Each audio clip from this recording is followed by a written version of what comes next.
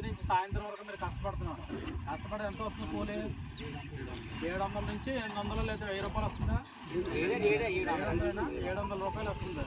700 రూపాయలు మీరు తీసుకుని కష్టాలు చేస్తే ఇప్పుడు ఎన్ని గంటలు స్టార్ట్ చేస్తున్నారు?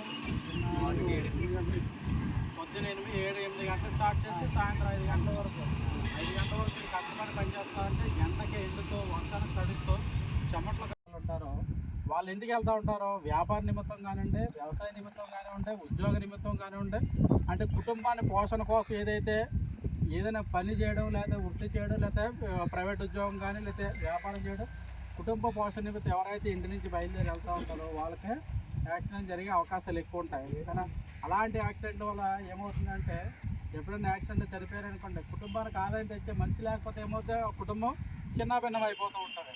ఆ చిన్నాభిన్నం అయిపోయి ఏంటంటే వాళ్ళ మీద ఆధారపడిన తల్లిదండ్రులు కానీ, వాళ్ళ మీద ఆధారపడిన పిల్లలు కానీ, వాళ్ళ మీద ఆధారపడిన ఏదైనా కొంచెం లేడీస్ కానీ, ముసలి వాళ్ళు కానీ, చిన్నపిల్లలు కానీ, వాళ్ళ భవిష్యత్తు అనేది చిన్నాభిన్నం అయిపోయి భవిష్యత్తు అనేది లేకుండా వెళ్ళిపోతూ ఉంటుంది.